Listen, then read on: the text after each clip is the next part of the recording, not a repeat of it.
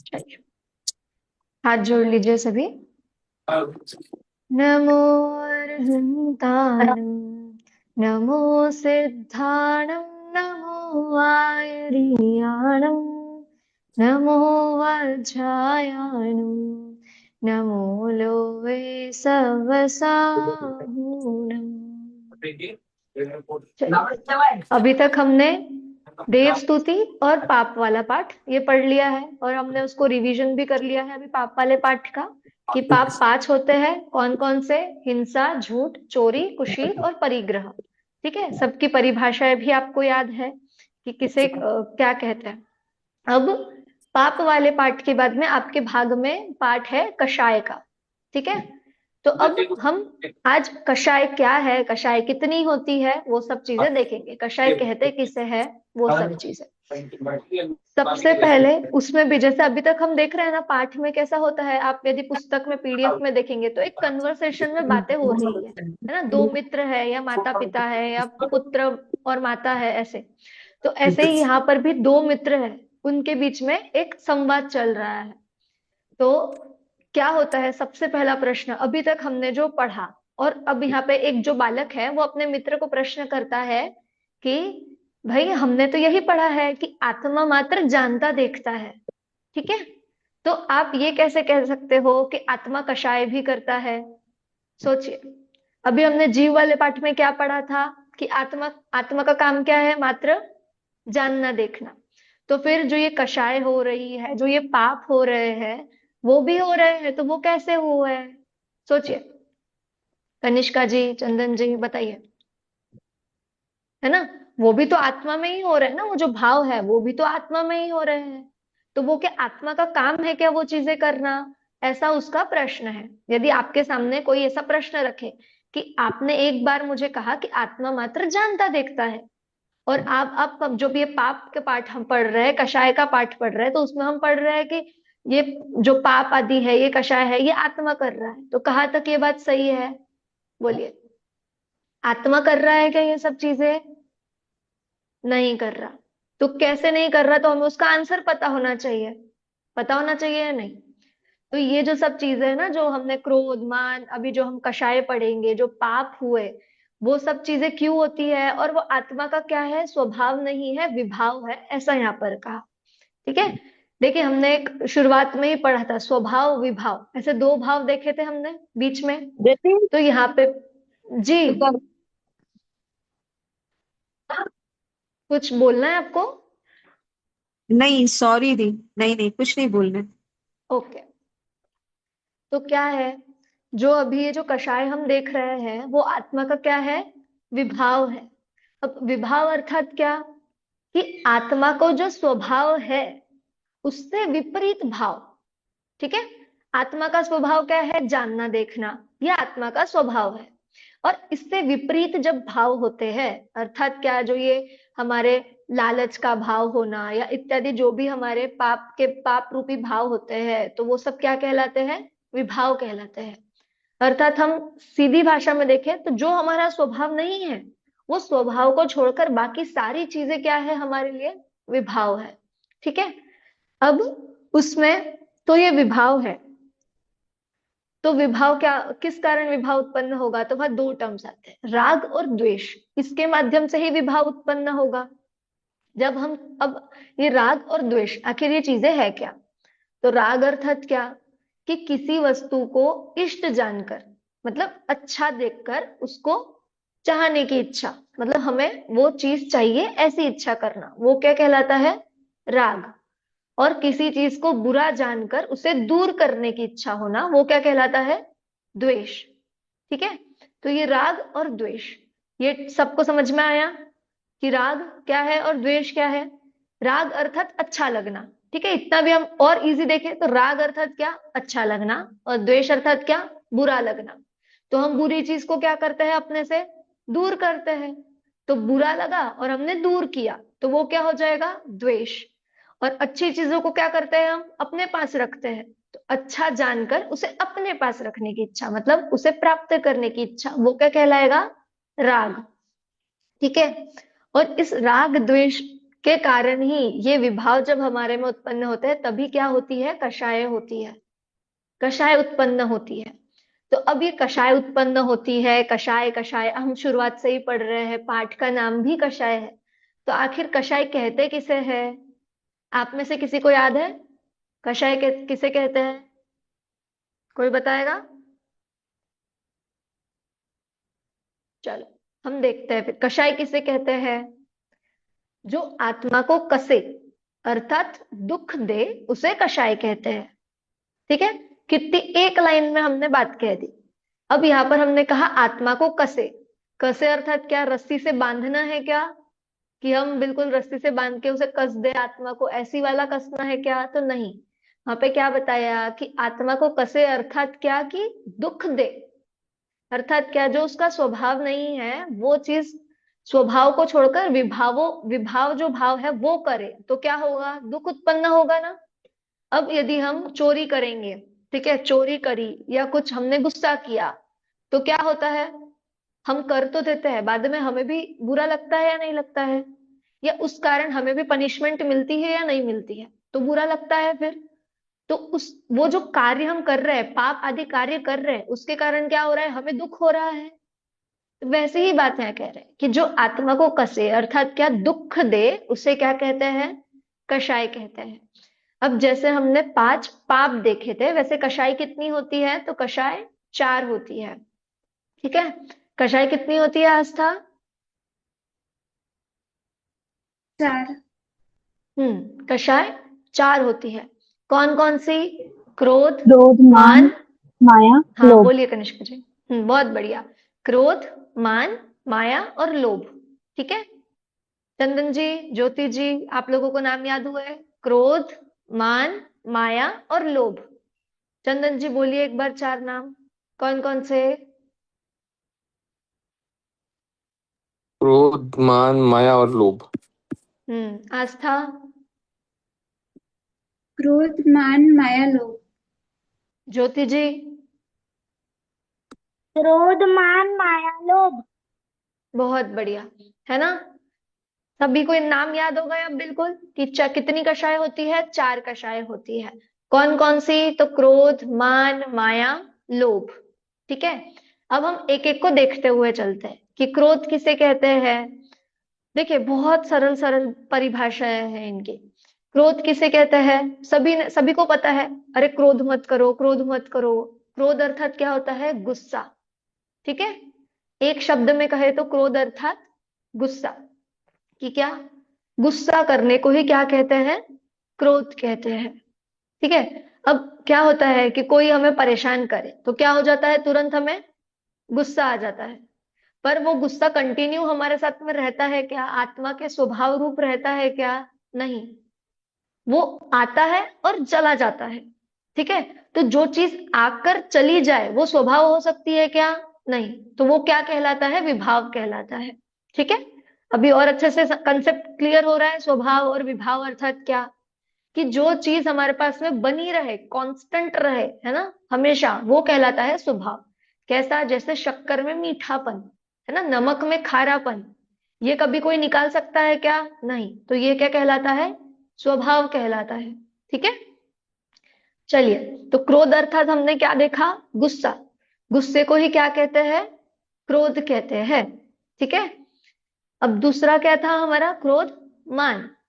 मान अर्थात क्या है, घमंड करना, है ना, हम जिसे आजकल की भाषा में हम कहते हैं ईगो, है ना, कि अरे इसको बहुत ईगो है, ये बहुत एटीट्यूड वाला है। तो किस कारण से होता है, कि वो मान करता है, अर्थात क्या करता है, घमंड, है ना, हम और उसको भाषा में बोले तो घमंड करना।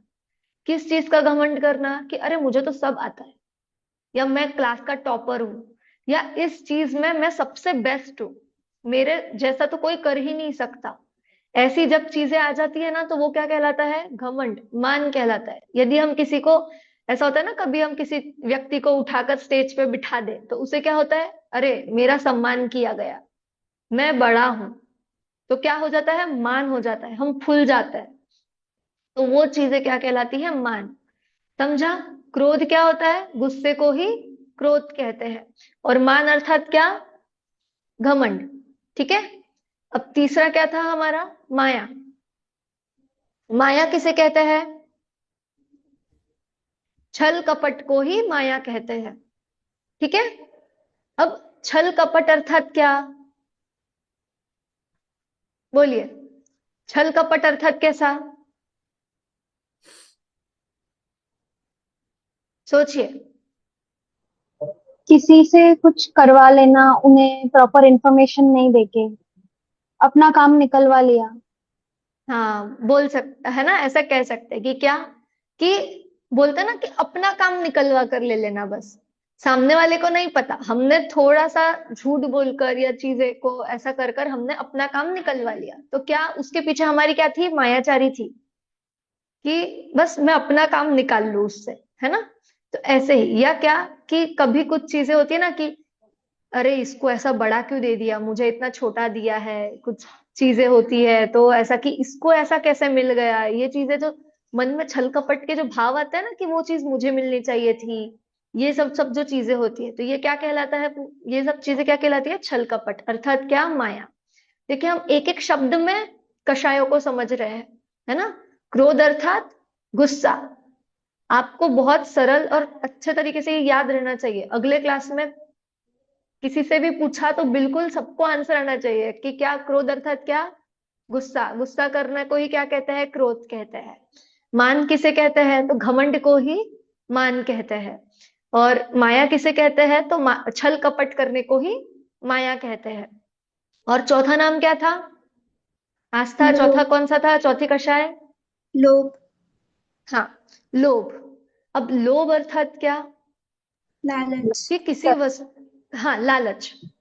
अभी हम एक एक शब्द में देखें तो लालच, किसी वस्तु को अच्छा देखकर उसे प्राप्त करना, है ना, तो वो क्या कहलाता है? लोभ। ठीक। कि क्या? लालच अर्थात ये मुझे और चाहिए और चाहिए और चाहिए, ये जो चीजें हैं वो कहलाती है लोभ। ठीक, इकट्ठा करना। चलिए, अब देखिए, फिर अब आप बोलेंगे दीदी पाठ तो हो गया, हमने कषाय किसे कहते हैं वो भी समझ लिया, कि कषाय कितनी होती है वो भी समझ लिया, चारों कषायों के नाम, चारों कषायों की परिभाषा भी देख ली। अब क्या बचा इस पाठ में? खत्म? बताइए। तो अभी सबसे जो मेन टॉपिक है ना कि कषाय उत्पन्न क्यों होती है, कि आखिर ये कषाय हमें होती क्यों है, और यदि होती है तो वो मिटेगी कैसे? क्योंकि वो क्या दे रही है? हमें दुख दे रही है ना, हमारे आत्मा को दुख देने वाली है। तो इसे क्या करना है? पूरा मूल से खत्म भी करना है। तो वो खत्म कैसे होगी और वो उत्पन्न क्यों हो रही है, इन दोनों के लिए पाठ में आगे लिखा है कि कषाय, सबसे पहले हम देखेंगे कषाय उत्पन्न क्यों होती है। ठीक है। क्यों उत्पन्न होती है? आप में से कोई सोचिए, अभी तक हमने पढ़ा हुआ है, जैसे हमने देखा था ना कि पाप क्यों उत्पन्न होता है, सेम रीजन है कि कषाय क्यों उत्पन्न होती है। देखिए, मैंने आपको बहुत बड़ी हिंट दी है, अब तो उत्तर आना ही चाहिए। अभी हमने रिवीजन करते हुए भी उस चीज को आप लोगों ने आंसर किया है। मिथ्यात्व की जब वजह मन से। मुताबिक कोई बात नहीं होती है तो फिर कषाय उत्पन्न होता है। तो क्या सुन नहीं पाई एक्चुअली मैं, आप एक बार फिर मन से बोलेंगे? के मुताबिक लाइक जब मन के मुताबिक कोई बात नहीं होती है तो कषाय उत्पन्न होता है, गुस्सा आता है। अच्छा, पर अब अगर मन के मुताबिक कुछ चीज नहीं हो रही है तब तो वहां पर सिर्फ गुस्से की बात आई, है हम्म। ना। वहां पे हाँ। हम मान, माया या लोभ को नहीं ले पाएंगे। पर हमें यहाँ पे भी बात क्या करनी है कि चारों कषायों का मूल एक रीजन कुछ हो, है ना। हम्म। आपने हम्म। जो बात कही वो क्रोध के लिए बिल्कुल सही है। मिथ्यात्व। हाँ, बहुत बढ़िया कनिष्का जी। क्या बात है? मिथ्यात्व। जैसे हमने पाप वाले पाठ में भी पढ़ा था ना कि मिथ्यात्व के कारण, लोभ के कारण ही ये जो पांचों पाप है वो उत्पन्न हो रहे हैं, वो हमारे हो रहे हैं। तो वैसे ही यहाँ पर जो चारों कषाय है वो क्यों उत्पन्न हो रही है? मिथ्यात्व के कारण। मिथ्यात्व अर्थात क्या पढ़ा है हमने? मिथ्यात्व किसे कहते हैं? उल्टी मान्यता। हाँ, उल्टी मान्यता को ही मिथ्यात्व कहते हैं। हमने उल्टी मान्यता क्या है वो भी समझी थी, कि क्या, कि जैसे शरीर को मैं हूं ऐसा मानना। ठीक है। ये क्या हो जाएगी? उल्टी मान्यता। अर्थात जो जैसा है उसको वैसा न मानकर विपरीत मान्यता, वो कहलाती है उल्टी मान्यता। तो यहाँ पर क्या कह रहे हैं कि मिथ्यात्व के कारण, ठीक है, अर्थात क्या, कि उल्टी मान्यता के कारण जब पर पदार्थ, ठीक है, यानी मुझे छोड़कर जो अन्य पदार्थ है जितने भी, वो पर पदार्थ एक तो इष्ट लगे अर्थात अच्छे लगे, या क्या लगे, बुरे लगे। ठीक है, तो क्या होता है, कषाय उत्पन्न होती है। ठीक है, समझ में आया कि मिथ्यात्व के कारण अर्थात उल्टी मान्यता के कारण जब पर पदार्थ इष्ट या अनिष्ट लगे तो क्या उत्पन्न होती है, कषाय उत्पन्न होती है। ठीक है, समझ में आया सभी को। चलिए फिर अब आगे बढ़ते हैं। अब हमने उत्पन्न क्यों होती है, किस रीजन से होती है वो देख लिया कि मिथ्यात्व के कारण जब चीजें पर पदार्थ जो है वो इष्ट और अच्छी या बुरी लगती है तब वो उत्पन्न होती है। तो अब उत्पन्न हो रही है, देखिए अब एक चीज देखिए, जो स्वभाव है ना वो पहले से ही हमारे अंदर है। ठीक है, वो उत्पन्न नहीं हुआ है, पर जो विभाव है, जैसे हमने चीजें देखी ना, जो आ रही है और जा रही है वो विभाव है। ठीक है, तो अब ये जो कषाय हमने देखी, इसका उत्पत्ति का कारण देखा, तो ये आई है और जाएगी भी। तो हमने आने का रीजन तो देख लिया, तो इसके जाने का रीजन क्या होगा, कोई अंदाजा लगा सकता है? सोचिए, कषायों को हम मिटाए कैसे?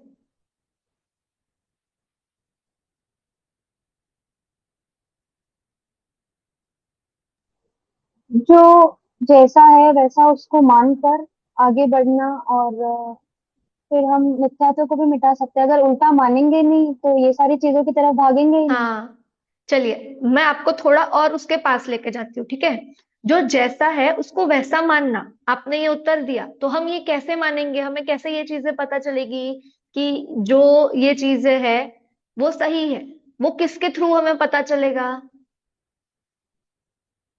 स्वाध्याय करके। हाँ, स्वाध्याय करना। ठीक है, अर्थात हम क्या बोल सकते हैं कि तत्व ज्ञान से, अर्थात जो हम ये सब चीजें पढ़ रहे हैं, है ना, इन सब चीजों के अभ्यास से, तत्व ज्ञान के अभ्यास से जब पर पदार्थ जो दूसरे पदार्थ है वो इष्ट और अनिष्ट भाषित नहीं होंगे। ठीक है, तो तब क्या होगी, कषाय मिटेगी। देखिए बिल्कुल दोनों चीजें एक जैसी है, बस हमें क्या करना है, वहां मिथ्यात्व है और यहाँ तत्व ज्ञान है, और वहां अच्छे लग रहे हैं और यहाँ नहीं लग रहे हैं। ठीक है, जैसे क्या क्यों उत्पन्न हो रहे हैं, तो मिथ्यात्व के कारण पर पदार्थ इष्ट और अनिष्ट भाषित हो रहे हैं, लग रहे हैं वैसे। ठीक है, और मिटेगी कैसे, जब हम तत्व ज्ञान करेंगे अर्थात सही समझ लेंगे, उल्टी मान्यता नहीं करेंगे। तब उल्टी मान्यता नहीं करेंगे तो जो जैसा है उसको वैसे जानेंगे, तो जो इष्ट और अनिष्ट जो चीजें लग रही थी वो हमें नहीं लगेगी, क्योंकि जो अच्छी लग रही है वो भी हम क्या सोचेंगे कि अरे ये ऐसा ही है, इसका स्वरूप ऐसा ही है, और जो बुरा लग रहा था उसका भी क्या होगा कि ये ऐसा ही है, ऐसा हम जान लेंगे तत्व ज्ञान के अभ्यास से। तो जो इष्ट और अनिष्ट लग रही थी वो चीजें नहीं लगेगी। समझ में आया? तो जो कषाय उत्पन्न हो रही थी वो नहीं होगी। ठीक है, वैशाली जी समझ में आ रहा है आपको? चलिए बहुत बढ़िया जी। कनिष्का जी अ, बोलिए। मैं ये पूछ रही थी, पर पदार्थ का एग्जैक्ट मीनिंग क्या होता है? पर पदार्थ यानी, जैसे देखिए अब मैं हूं, ठीक है, तो हम स्वयं और मेरे अलावा जितने भी पदार्थ हैं, जैसे अभी मेरे पास ये पेंसिल है, तो ये मेरे लिए क्या कहलाएगी, पर पदार्थ। पदार्थ यानी एक वस्तु, ठीक है, और पर यानी मुझे छोड़कर दूसरा। ठीक है, पेंसिल है आपके पास, जैसे अभी चुन्नी है, फोन है, जितनी भी चीजें, ये हमारे लिए क्या कहलाता है, पर पदार्थ कहलाता है। ठीक है, और ये पेंसिल मुझे अच्छा लगना, ये पेंसिल मुझे बुरा लगना, कलर के हिसाब से मुझे ये पसंद नहीं आ सकती है ना, कि मुझे नहीं, मुझे तो रेड कलर की चाहिए है, ब्लू कलर की चाहिए है। तो वो चीज में हम अच्छा बुरा देख सकते हैं वस्तु को। ठीक है, तो वैसा, समझ के आ गया? चलिए, और किसी के कोई प्रश्न? तो यानी यहाँ पे नहीं, जैसे हम अपने आत्मा और शरीर को अलग अलग आपने बताया भेद, तो अपना शरीर भी अपने लिए पर पदार्थ हुआ। हाँ पर पदार्थ होगा बिल्कुल। पता है, आत्मा को मतलब शरीर को आत्मा का पड़ोसी कहा जाता है। ठीक है, सबसे निकटतम, कि एक साथ रहते हुए भी क्या है, जैसे हम पड़ोसी रहते हैं ना घर के बाजू में हमारे, वैसा है हमारे लिए ये शरीर। शरीर क्या है हमारे लिए, पड़ोसी के जैसा है, पर हम उसको क्या करते हैं, उसको अपना मान के रखा हुआ है। ठीक है, इसीलिए यही तो हमारी उल्टी मान्यता है कि जिसे हमें दूर करना है, मतलब हम उसको दूर तो नहीं कर सकते, पर उसमें जो अपनत्व की मान्यता जो हमने कर रखी है ना, अपना मान रखा है, उसे छोड़ना है। ठीक है जी। और किसी को कोई प्रश्न? देखिए, आपको कुछ भी अभी तक हमने जो भी पढ़ा है उस रिलेटेड भी यदि आपको अभी भी प्रश्न आता हो तो आप पूछ सकते हैं बिल्कुल क्लास में, है ना। चलिए, तो कषाय वाला पार्ट सभी को समझ में आया कि हमने क्या क्या चीजें देखी। सबसे पहले कि कषाय किसे कहते हैं, तो जो आत्मा को दुख दे, अर्थात क्या, जो आत्मा को कसे अर्थात दुख दे, ठीक है, उसे क्या कहते हैं, कषाय कहते हैं। फिर कषाय का दूसरा एक नाम है राग द्वेष, है ना, मतलब अच्छा या बुरा मानना पर पदार्थों को, तो कषाय राग द्वेष का ही दूसरा नाम है। ठीक है, फिर उसके बाद में कषाय, कषाय जो है वो आत्मा का स्वभाव है या विभाव है? वैशाली जी बोलेंगे, कषाय जो है वो आत्मा का स्वभाव है या विभाव है?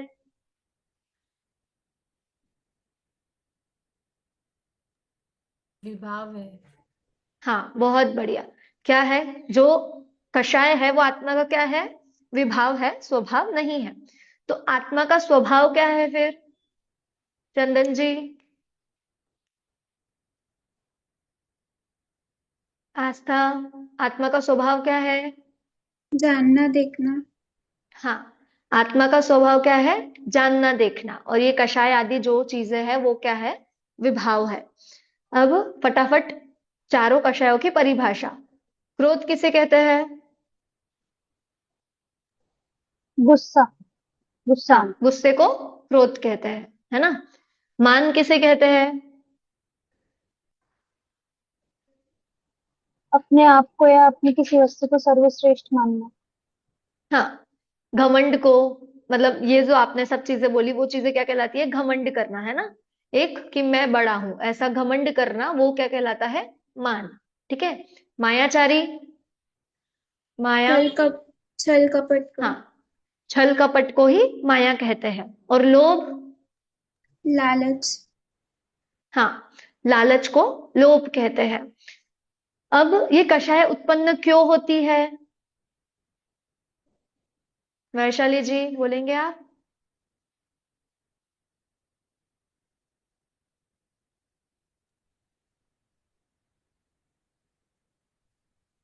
मिथ्यात्व की वजह से। हाँ, मिथ्यात्व के कारण क्या होता है? अ, जो पर वस्तु है उससे इष्ट अनिष्ट की भावना पैदा होती है। हाँ, बहुत बढ़िया। कि क्या, कि हम केवल इतना भी नहीं कह सकते कि मिथ्यात्व के कारण, मिथ्यात्व के कारण क्या होता है कि मिथ्यात्व के कारण पर वस्तुएं हमें अच्छी या बुरी लगती है ना, इष्ट या अनिष्ट लगती है, तो उस कारण से हमारे अंदर क्या, जो जो विभाव है, जो कषाय है, वो उत्पन्न होती है। ठीक है, और अब ये मीटे कैसे?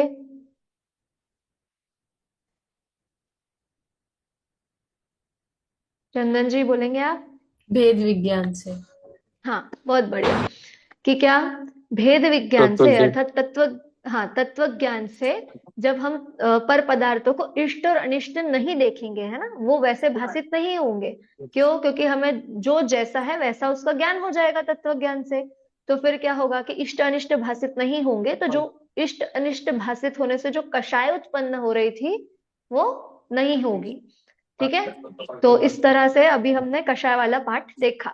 तो आपको इस पाठ में कोई भी शंका या कुछ भी प्रश्न हो तो आप पूछ लीजिए, नहीं तो फिर हम अगला पाठ जो हमारा है सदाचार, उसके तरफ बढ़ेंगे। कोई प्रश्न, कुछ डाउट मन में, किसी शब्द को लेकर या किसी चीज को लेकर? चंदन जी, आस्था, कनिष्का जी, ज्योति जी, नैना जी, किसी को कोई डाउट? चलिए बढ़े फिर अगले पाठ की तरफ, सदाचार की तरफ। बहुत बढ़िया। देखिए, सदाचार, चंदन जी आप अपना माइक म्यूट कर लीजिए। सॉरी। हाँ, देखिए, सदाचार वाला जो पार्ट है ना, उसमें आपको 3 स्टोरीज बताई है। स्टोरी है बिल्कुल, हम स्टोरी के माध्यम से ही उस पार्ट को देखेंगे। अब क्या है, 3 स्टोरी है, तो 3 स्टोरी किस चीज के लिए है? सदाचार। सबसे पहले शब्द है सदाचार, सद और आचार। ठीक है, सद अर्थात क्या? अच्छा। और आचार अर्थात क्या? हम बोले तो बिहेवियर, ठीक है, जो हमारा आचरण है, कि हमें कैसा आचरण करना चाहिए। तो उसके लिए यहाँ पे दिया है सद आचार, सदाचार, ठीक है, कि हमें कैसा करना चाहिए, कैसे रहना चाहिए, कैसा करना चाहिए। अब यहाँ पे 3 कथा के माध्यम से हमें बताया गया है। देखिए, हमें ये पाठशाला में जब हम छोटे होते हैं ना, तभी हमें बताया जाता है कि जो जैन बच्चा होता है ना, उसके 3 लक्षण क्या होते हैं? पानी छानकर पीना, देव दर्शन करना, रात्रि भोजन नहीं करना, है ना। ये बचपन से ही हमें बताते हैं। तो इन्हीं चीजों को लेकर ये पाठ में बताया हुआ है। अब कैसे? तो देखिए, पहले जो अभी हमने कषाय वाला पाठ देखा ना, जिसमें चारों कषाय देखी, क्रोध, मान, माया, लोभ। अब इन चारों कषायों को एक स्टोरी से इसमें बताया हुआ है। तो वो स्टोरी क्या है? आप सभी लोगों ने एक पोयम के हिस्से वो सुनी होगी, कि गुड्डू एक लड्डू को पाकर। सुनी है किसी ने ये वाली बचपन में? हाँ। याद है आस्था? हाँ। बोलेंगे आप? अभी पहले हम गुड्डू। स्टोरी पढ़ लेते हैं, उसके 1 मिनट हम स्टोरी पढ़ लेते हैं, उसके बाद में आप बोलिए, ठीक है। चलिए, देखिए, तो ये जो पूरी एक स्टोरी है ना, जैसे हमने 24 तीर्थंकरों के नामों वाला छंद देखा था, वैसे ही ये एक जो पूरी कहानी है, इसके ऊपर एक बच्चों के लिए बाल गीत बनाया गया है, जो बच्चों को पाठशालाओं में याद करवाते हैं, पढ़ाते हैं, ठीक है। तो अब वो स्टोरी क्या है कि एक बालक होता है, ठीक है। तो कैसा बालक होता है? हट्टी बालक होता है, बहुत जिद्दी बालक होता है। अब क्या होता है कि समझिए, उसके घर में कुछ प्रोग्राम होगा या जो भी चीजें होंगी, तो उसकी जो माँ है वो बहुत सारे लड्डू बनाती है, ठीक है। वो माता क्या करती है? लड्डू बनाती है, और उसके सारे दोस्तों को बुलाकर सबको एक एक लड्डू देते हैं। तो क्या होता है कि इसको गलती से एक छोटा लड्डू मिल जाता है, और इसके सारे दोस्तों को क्या? बड़ा लड्डू मिलता है। तो ये क्या हट करता है कि मुझे ये छोटा लड्डू नहीं चाहिए, मुझे वो बड़ा लड्डू ही चाहिए अपने माता के पास। सोचिए, एक बालक है और माता है, ठीक है। या हम अपने घर में भी देखते हैं, कभी भाई बहन हो तो क्या हो जाता है कि यदि किसी को कुछ छोटी वस्तु देने में आ गई और कुछ बड़ा देने में आ गया, तो क्या जिद्दी हो जाती है, क्या हो जाता है झगड़ा, कि उसको बड़ा दिया और मुझे छोटा क्यों दिया। तो ऐसा ही यहाँ एक हट्टी बालक है, कि मुझे छोटा क्यों दिया और बाकी सबको बड़ा बड़ा लड्डू दिया, तो मुझे भी बड़ा ही लड्डू चाहिए, ऐसा वो हट्टी बालक कहता है। अब लड्डू तो सारे खत्म हो जाते हैं, और सारे बच्चे, जब तक ये बोलता है तब तक सब बच्चे लड्डू खा भी चुके होते हैं। तो अब उसको बड़ा लड्डू कहाँ से दे? अब जो मिला है उसे वही खाना पड़ेगा। परंतु वो क्या करता है? हट करता है कि नहीं, मुझे बड़ा लड्डू ही चाहिए। और क्या करता है? लड्डू फेंक देता है। देखिए, फेंका क्यों? गुस्सा आ गया। अब क्या हो गया? हट्टी तो था ही, अब गुस्सा आ गया कि मुझे छोटा मिला, मुझे बड़ा मिलना चाहिए था। गुस्से के कारण क्या करता है? लड्डू फेंक देता है, ठीक है। अब लड्डू फेंक दिया और क्या किया? एक कोने में जाकर बैठ गया कि मुझे नहीं खाना, कुछ नहीं, मतलब दिन भर कुछ नहीं खाता वो बालक, और जो लड्डू था वो भी फेंक दिया। अब क्या करे? अब होता क्या है कि वहां लड्डू के इस कारण से वहां बिच्छू आ जाता है, ठीक है। अब बिच्छू उस बालक को काट लेता है। हाँ, अब बच्चे को काट लिया। देखिए, अब क्या होता है कि वो रोता है, ठीक है, फिर वो जो भी आगे का है ठीक होता है, जो भी होता है। परंतु अब ये कहानी में हुआ क्या है, पूरे कहानी में, कि एक सबसे पहले उसे लोभ, लालच आया कि मुझे छोटा मिला है तो मुझे बड़ा मिलना चाहिए था, ठीक है। उसके बाद में उसने हट किया, हट्टी था तो हट किया। उसके बाद में क्या? उसे मान भी था कि मैं बड़ा हूं यदि, तो मुझे बड़ा लड्डू मिलना चाहिए था, मुझे छोटा मिला। और उसे जो लड्डू मिला उसने वो न खाकर गुस्से में क्या किया? उसको फेंक भी दिया। तो यहाँ पे क्या होता है कि देखो, कुक्रोध भी आया, मान भी आया, लोभ भी आया, और वो हट्टी तो था ही।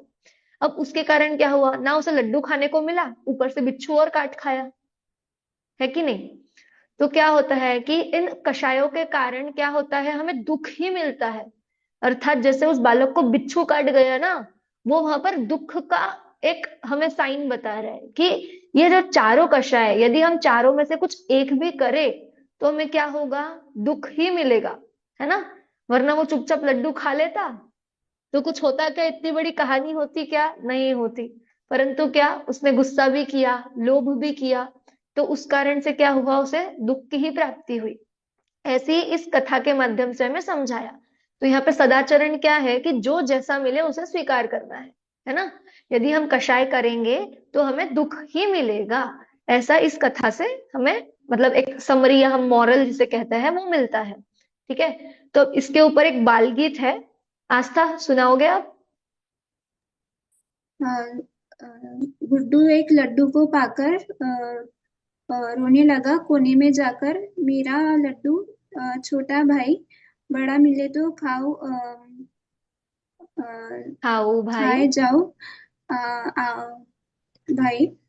तब तक सबने लड्डू खाया, कोने में एक बिच्छू आया, डंक लगा तो रोया गुड्डू, चूहे खा गए उसका लड्डू। फिर गुड्डू ने बहुत, सौगन खाई, अब हट न करूंगा कभी मैं। हाँ बहुत बढ़िया। देखिए क्या है कि गुड्डू एक लड्डू को पाकर, देखिए अब आपने कथा सुनी है, अब आप इस गीत से उसको पूरा याद करते चलिए, है ना। गुड्डू एक लड्डू को पाकर रोने लगा कोने में जाकर, क्यों रोया? तो मेरा लड्डू छोटा भाई, बड़ा मिले तो खाओ भाई। ठीक है, फिर क्या होता है कि जब तक सबने लड्डू खाया, कोने में एक बिच्छू आया, डंक लगा तो रोया गुड्डू, और चूहे खा गए उसका लड्डू। फिर क्या किया कि गुड्डू ने एक सौगंध खाई कि हट न करेंगे कभी भी भाई। क्या कि उसको भी ये चीज समझ में आ गई कि ये जो मैंने हट किया है वो चीज गलत है, और उसके कारण क्या हुआ है, मुझे ही दुख हुआ है। मतलब ना लड्डू हाथ में लगा, पूरे दिन भूखा भी रहा, और क्या हो गया, ऊपर से बिच्छू भी डंक मार गया, है ना। तो इससे क्या समझ में आता है कि हमें हठ नहीं करना चाहिए, जो क्रोध मान आदि जो पाप, जो कषाय है, जो पाप है, वो नहीं करना चाहिए। वो हमें क्या करेंगी, दुख ही देंगी, ऐसा इस छोटी सी कथा से हमें बताया गया है। समझ में आया सभी को? पहली कथा समझ में आई? समझ में आ गया सभी को? वैशाली जी, चंदन जी, ज्योति जी, समझ में आया? चलिए, अब दूसरी कथा। दूसरी कथा क्या है हमारी? रात्रि भोजन की। ठीक है, अब रात्रि भोजन क्यों नहीं, मतलब रात्रि हम क्यों नहीं खाते रात्रि में, बताइए क्या दोष लगता है? पहले आपके उत्तर हम लेंगे कि क्यों नहीं खाना चाहिए रात्रि में, बताइए। हिंसा का दोष हम, लगता है। हाँ चलिए एक आया, और हम रात्रि में क्यों नहीं खाते, क्यों त्याग किया जाता है? त्रस्त जो जीवों की र- उत्पत्ति हो जाती है सूर्यास्त के बाद। हाँ ठीक है, वैशाली जी आप भी कुछ बोल रहे थे। मैं यही बोलने वाली थी कि जीवों की उत्पत्ति सनसेट के बाद ज्यादा हो जाती है, और लाइट्स भी नहीं रह मतलब लाइट में अपन खाना खाते हैं बिना सनलाइट के, तो जो सूक्ष्म जीव होते हैं वो अपन को दिखते नहीं है, तो वो भी खाने में आ जाते हैं। बहुत बढ़िया। और कुछ?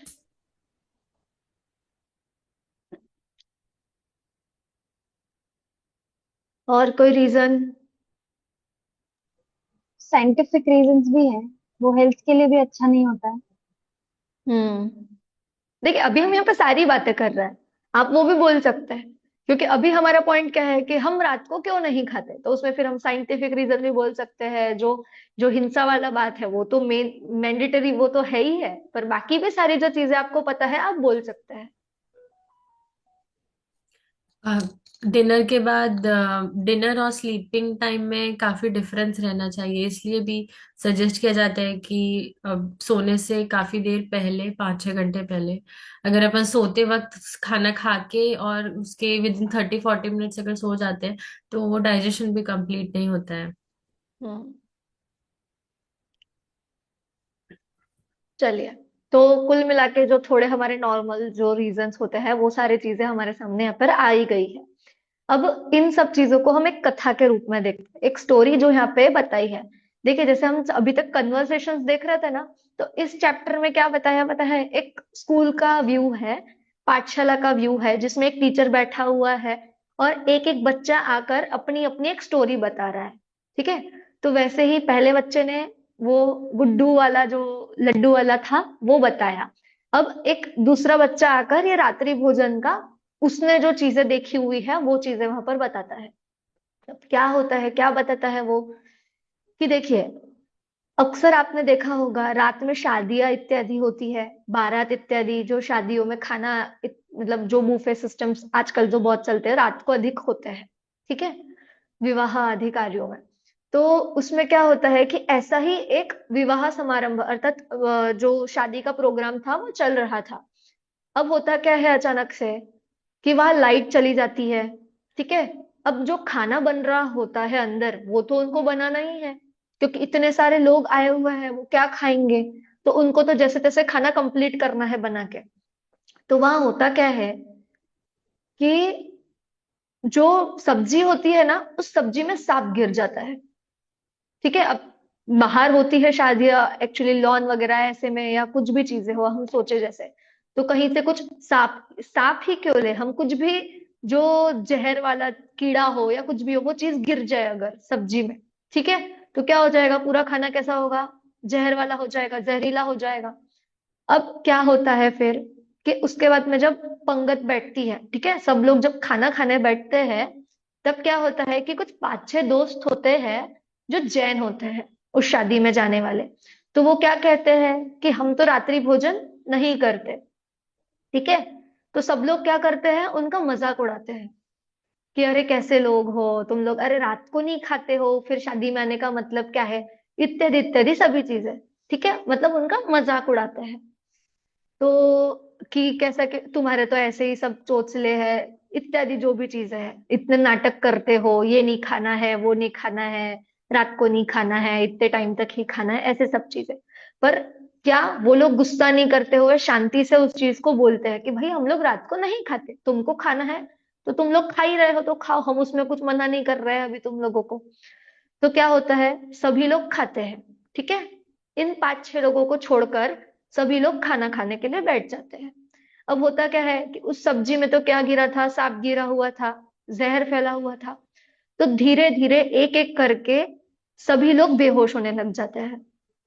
अब बेहोश होने लग जाते हैं, तो जो 5-6 लोग नहीं खाए, जिन्होंने नहीं खाया है, जो जैन थे, वो लोग क्या करते हैं, तुरंत सभी को हॉस्पिटल लेकर जाते हैं।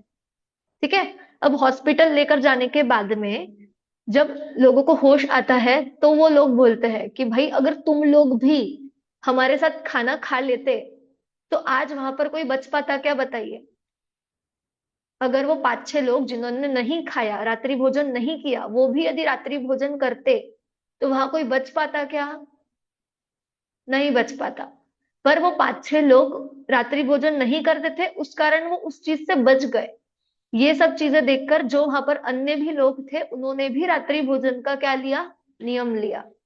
अब बताइए, क्या इतने मात्र से, अब इतने मात्र से ही रात्रि भोजन का त्याग करना चाहिए क्या, कि यदि कोई कहे कि नहीं हम तो हमारे यहाँ इन्वर्टर है, लाइट्स जाएगी ही नहीं, हम पूरा देखभाल करके रात को खाना बनाए और खिलाए, फिर तो वो जहर वाला या ऐसे कुछ कीड़ा गिरने का या कुछ गिरने का सवाल ही नहीं पैदा होता, फिर तो रात को खा सकते हैं ना। बताइए, बोलिए, आस्था, वैशाली जी बोलिए, खा सकते हैं क्या फिर भी हम रात को। नहीं। फिर मेरा प्रश्न है क्यों नहीं खा सकते।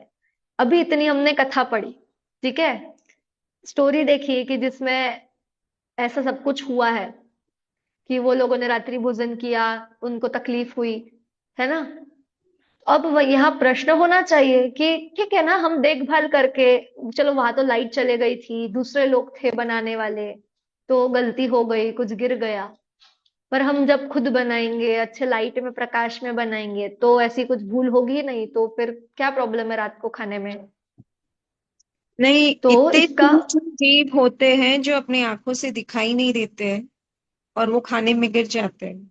बहुत सूक्ष्म जीव हम्म होते हैं, ये एक रीजन। हम्म, हाँ, देखिए, अब यहाँ पे ऐसे ही जब वो लड़की अपनी स्टोरी सुनाती है ना, तो एक सामने से बालक उठकर उसे ये प्रश्न करता है ऐसा, तो वो बालिका जो है, जो जो वो लड़की है, वो क्या उत्तर देती है इन इस चीज के लिए। तो वहां पर क्या आंसर करते हैं कि क्यों रात को खाना चाहिए, जैसे अभी भी हम सब बोल रहे हैं ना कि छोटे त्रस्त जीवों की उत्पत्ति हो जाती है। देखिए, यदि हम शाम के टाइम खाना खा रहे हैं, तो अक्सर हमें लाइट की जरूरत ही नहीं पड़ती, क्यों, क्योंकि तब सूर्य प्रकाश होता है ऑलरेडी। ठीक है, तो हमें उतना प्रकाश की जरूरत नहीं पड़ती। पर यदि आप देखिए, अभी हम यहाँ लाइट में अभी क्लास के लिए भी बैठे हैं, तो लाइट के पास में क्या हो जाता है, कीड़े उत्पन्न होने लग जाते हैं, है ना। चाहते नहीं चाहते भी वो कीड़े उत्पन्न होते हैं। और ऐसे ही हम खाना खाने भी बैठेंगे तो वो कीड़े कहीं ना कभी ना कुछ तो गिरेंगे ही ना उसमें। और रात को खाएंगे तो लाइट तो हमें जलानी ही पड़ेगी। ठीक है। तो एक रीजन तो हमारे यही हो गया कि त्रस्त जीवों की उत्पत्ति होती है, इस कारण से हमें रात्रि भोजन नहीं करना। दूसरा रीजन ये है कि गृद्धता बढ़ती है।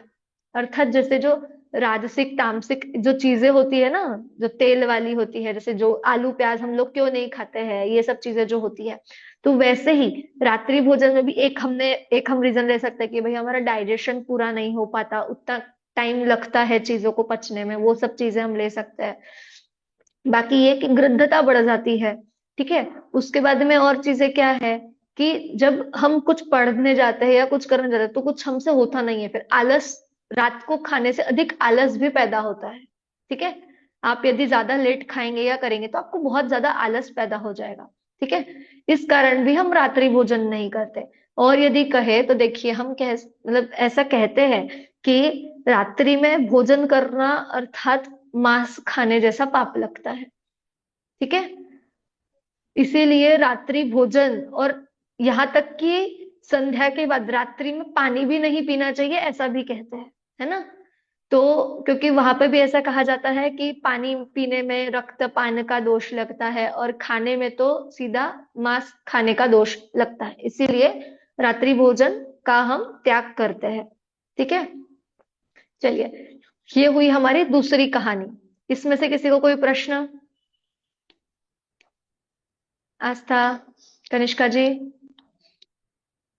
चंदन जी, समझ में आया कि रात्रि भोजन त्याग क्यों करना चाहिए, क्यों हमें कहते हैं कि रात्रि में नहीं खाना चाहिए, है ना।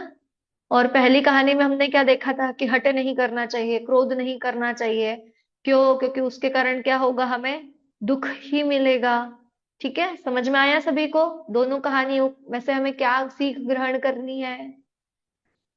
चलिए, अब जो तीसरी कहानी है ना वो पानी के लिए है कि हमेशा पानी छान कर पीना चाहिए। अब क्यों पानी छान कर पीना चाहिए? पानी तो हमें साफ ही दिखाई देता है, उसमें कहाँ गंदगी है। अब यहाँ पर बात गंदगी की नहीं है, यहाँ पर भी जैसे हमें त्रस्त जीव जो दिखाई नहीं देते हैं ना, वैसे ही पानी के एक एक बूंद में असंख्य अनंत त्रस्त जीव उत्पन्न हो जाता है। ठीक है। इसके लिए ही वहां पे पानी छानने का विधान किया गया है। अब उस पानी छानने के लिए भी एक जो छन्ना होता है उसका भी एक पैरामीटर है कि वो छन्ना कैसा होना चाहिए, कितना मोटा होना चाहिए और कैसा होना चाहिए कि जिसमें से सूरज की किरण आर पार जा सके नहीं जा सके, वो सब चीजें हमें ध्यान रखनी चाहिए। कितना बड़ा, वरना क्या होता है आजकल आप देखेंगे कि बॉटल के लिए भी छन्नी आ चुकी है ना, बॉटल छन्नियां भी आ चुकी है जो हम आसानी से ट्रैवलिंग में कैरी कर सके। परंतु क्या वो कैसी है, अगर तेज धार हो तो फट भी जाती है ना। और कैसी कि वो पूरी उतनी सुरक्षित नहीं है, पर हम कुछ ना करें उससे कुछ बेहतर है कि हम उससे छानकर पानी पिए। अब यहाँ आप देखिए तो एक मर्यादा होती है। 48 मिनट्स के बाद यदि आप अभी पानी छानेंगे तो उसके 48 मिनट तक वो पानी शुद्ध रहेगा। उसके बाद अपने आप उस पानी में फिर से उत्पत्ति शुरू हो जाएगी जीवों की। ठीक है। इसके लिए अक्सर क्या करते हैं कि अब हम इतनी बार तो पानी नहीं छान सकते कंटिन्यू में, रोज रोज हर 48 मिनट्स के बाद में हम पानी छाने, ये चीजें हम नहीं कर सकते हैं हमारे डे टू डे लाइफ में। तो क्या कर सकते हैं हम, तो बहुत सारे उपाय होते हैं उसकी मर्यादा को बढ़ाने के लिए कि कभी हम लॉन्ग, हाँ गर्म पानी करते हैं कि देखिए वो सबसे हम आखिरी में धीरे धीरे बढ़ते जाएंगे मर्यादा को लेकर, है ना। तो 3 घंटे 6 घंटे को क्या होता है, लौंग डाली जाती है, सौंफ डाली जाती है, अनार का छिलका जो होता है ना वो डाला जाता है, ताकि क्या उस पानी की मर्यादा हम 6 घंटे तक रख सके। ठीक है। पर यदि हम 6 घंटे के बाद उसका सेवन करेंगे तो आप सोचिए वो बिल्कुल गटर के पानी की तरह इतने जीव उत्पन्न हो जाएंगे। आप गटर का पानी पी सकते हैं क्या? नहीं पी सकते। तो उसी रूप में वो स्वच्छ पानी भी उतने ही जीवों को लिए होगा। ठीक है। तो ऐसा है कि उस तक तो पानी हमें रखना ही नहीं है, और यदि है तो उसे फटाफट आप बहा दे, है ना। और उसके अलावा आप 24 घंटे की मर्यादा वाला भी पानी कर सकते हैं। तो कैसे, जैसे उबलता पानी होता है ना, आप पानी को पूरा उबाल ले, एक बार छानिए और फिर पूरा बॉईल कर लीजिए, उसे उबाल लीजिए, तो वो आपको पूरा 24 घंटे तक का मर्यादा वाला हो जाएगा। ठीक है, जैसा अभी बोला भी था। तो वही कि पानी उबालना भी एक क्रिया होती है जो हमें 24 घंटे तक पूरा, यदि हमने अच्छे से उसको उबाल लिया तो वो पूरा 24 घंटे तक मर्यादा हमारी बनी रहती है। तो इसलिए हमेशा पानी छानकर पीना चाहिए।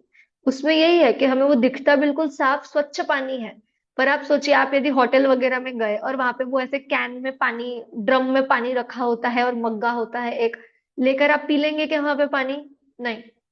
बाहर भी हम क्या करते हैं, बिस्लरीज वगैरह जो बॉटल्स वगैरह होती है पैकेजिंग वाली, वो लेते हैं। ठीक है, अब प्रश्न करें वो भी कितने कितने हद तक सही है बताइए? जो हम आरओ का पानी और इत्यादि जब सब पानी पीते हैं ना, उसमें भी दोष कहा गया है। क्योंकि क्यों?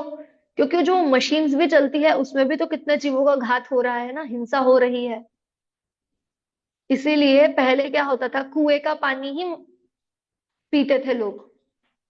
क्यों? क्योंकि उसमें क्या है कि हमें पानी निकाल के उसको बॉईल करके गर्म करके वो पीना होता था। परंतु आजकल क्या हो गया है, मशीन्स आ गई है तो उससे ही हम पानी पीते हैं, आरओ इत्यादि का, है ना, फिल्टर का। तो उसके जो प्रोसेस होती है उसमें भी पानी, जीवों की कितनी हिंसा होती है। ऐसे ही जब हम पानी को गर्म करते हैं तो हमारे यहाँ गीजर्स होते हैं।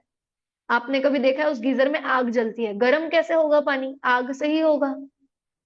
तो वो पानी जब आग में जा रहा है, अर्थात जब उससे गर्म किया जा रहा है, तो सोचिए वहां कितने जीवों की हिंसा हो रही है। सोचिए, मतलब हम हमारे डे टू डे लाइफ में ही जाने अनजाने में कितने जीवों का घात कर रहे हैं। और हम क्या करते हैं, पानी को, बाथरूम में गए, जितना पानी हमें आवश्यक हो उससे कहीं अधिक ज्यादा हम पानी ढोल देते हैं। कभी कपड़े धो रहे हैं तो क्या करते हैं, एक बाल्टी की आवश्यकता है, परंतु पानी बहाए जा रहे हैं, बहाए जा रहे हैं, 2-3 बाल्टियां पानी ऐसे ही बहा चला जाता है, बहता चला जाता है। कभी नल ऐसे ही खुला छोड़ देते हैं। छोड़ते या नहीं छोड़ते, ये गलतियां हमसे अक्सर जाने अनजाने में हो जाती है। या कहीं आप बाहर देखिए, कुछ स्टेशन हो या कुछ, कभी भी वो नल बहता ही रहता है। तो हम क्या कर, हम बंद, वहां जाके हम बंद भी नहीं करते, सोचते ठीक है मेरा थोड़ी काम है। होता है या नहीं होता है? बोलिए। हमें इन सब चीजों का ध्यान रखना है। तो ऐसी ये तीसरी कथा थी कि जिसमें पानी को लेकर बात की थी। तो हमारे जो तीन थे, देखिए हमने देव दीदी, दर्शन की विधि तो पढ़ ही ली थी। हाँ। जो आपने बोला कि पानी अपन को बॉईल करके रखना चाहिए, तो वो बॉईल कैसा होना चाहिए? मतलब गुनगुना करके रखना चाहिए कि जो नहीं तेज नहीं, उबाल आ जाता है पानी में? पूरा उसको आप 2 या 3 बार पूरा उबाल आने दें, पूरा उबला हुआ पानी, और फिर उसको ठंडा करिए और हम्म। फिर वो पूरा यूज में लीजिए आप, ऐसा। मतलब फिर वो पूरा 24 आवर्स की मर्यादा लिए हुए होता है ना। जी, गुनगुने पानी से नहीं होगा। गुनगुना पानी तो क्या है कि हम तुरंत करें और तुरंत पी जाए, उतना ही हाँ होता है। हाँ। तो अच्छा इसके लिए उसे पूरा अच्छा बॉईल, मतलब होने दीजिए, है ना। दीदी, बिलछनी का भी प्रोसेस एक बार बताइए ना। हाँ देखिए, बहुत अच्छी बात की है ना, वो बिल्कुल दिमाग से ही निकल गया था कि क्या होता है कि हम क्या करते हैं कि छान तो लिया, उसके बाद में क्या करता है, छन्ना जो होता है वो गीला हुआ होता है, तो क्या करते हैं, झटकते हैं और सीधा सूखने के लिए रख देते हैं। परंतु उसमें भी एक प्रोसेस है कि क्या, कि उसे जहां धूप आती हो ना वहां रखिए आप, मतलब थोड़ा ऐसा, ताकि वो अच्छे से सूखे भी, है ना। अब उसके बाद में और क्या चीजें होती है कि उसमें हम क्या करते हैं, जब पानी गीला हुआ होता है ना, तो ऐसा नहीं कि अभी हमने जो एक पानी छाना है एक कंटेनर में और एक बिन छना पानी है, ठीक है। तो जब उसकी बिलछानी करते हैं तो जब जो छना पानी होता है, आप उससे बिलछानी कीजिए और ऐसे जगह कीजिए जहां वो उस पानी में मिक्स हो जाए, ठीक है। वरना उसके जीव भी जो बहकर जाएंगे, उसका भी दोष आप ही को लगेगा। तो जब हम बिलछानी करते हैं तब आप छने पानी से उस पर अच्छे से पूरा कपड़ा धोइए। ऐसा नहीं कि जितने पार्ट में गीला है उतने ही पार्ट में, आप पूरे इस पे कपड़े पे पानी डालिए और उसको पूरा बिलछानी कीजिए, है ना। और बिलछानी भी यदि हम करते हैं तो आप, यदि आपको लगे तो आपके यहाँ सिन बेसिन वगैरह हो तो आप उसमें कीजिए, या फिर जहां पानी का स्टोरेज आपने किया हुआ हो उसमें कीजिए, ताकि वो जो पानी है वो पानी में ही चला जाए, मतलब वो जीवों को कहीं दूसरी जगह ना हो, उनका जो पानी का चीज है वो उसी में हो। अगर बेटर तो यही है कि आप पानी वाले स्थान पे ही वो चीजें करें, ताकि ज्यादा ये ना हो, हिंसा ना हो। ठीक है, और किसी को कोई प्रश्न? आस्था, ज्योति जी, चंदन जी, कोई प्रश्न? सभी को समझ में आया? तीनों स्टोरी अच्छे से समझ में आ गई? कोई डाउट किसी को तीनों स्टोरीज में? किसी को नहीं? गुड्डू वाले लड्डू की भी स्टोरी अच्छे से समझ में आ गई सबको? चलिए, तो आप में से कौन बताएगा कि पहले स्टोरी से हमें सीख क्या मिली है?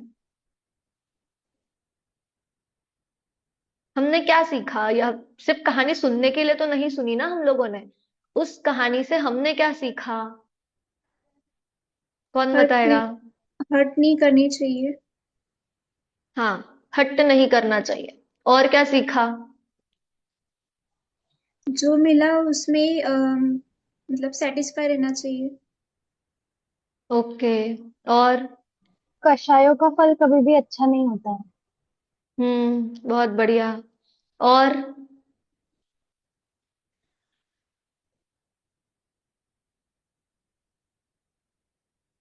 चलिए, क्या क्या चीजें आई हमारे सामने कि कषाय नहीं करना चाहिए, है ना? कषायों का फल अच्छा नहीं होता, उससे हमें क्या होगा? दुख ही मिलेगा। और क्या चीजें आई कि हट नहीं करना चाहिए, जो चीज मिल रही है उसमें सेटिस्फाई रहना चाहिए, है ना? उसको अपनाना चाहिए। अब इतनी सारी बातें हमने की, पर हम क्या अपनी लाइफ में, अपने इसमें, रोज के इसमें हम ये चीजें करते हैं क्या? सोचिए, खुद अपना अपना विचार कीजिए कि क्या हम सेटिस्फाई हो पाते हैं क्या उन चीजों से?